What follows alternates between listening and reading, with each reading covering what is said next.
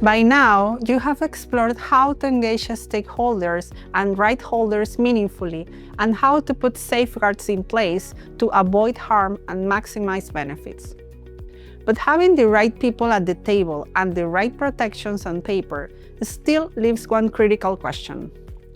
Where are you actually trying to go?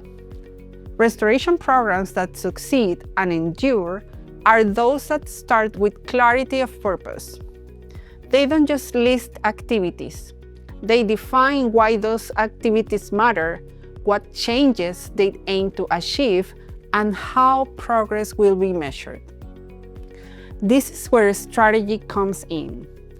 The next set of tasks will walk you through how to design a restoration plan that is grounded in a clear vision, backed by SMART goals and objectives, which mean specific, measurable, achievable, results-oriented, time-limited, and equipped with meaningful indicators that help you track success and adapt along the way.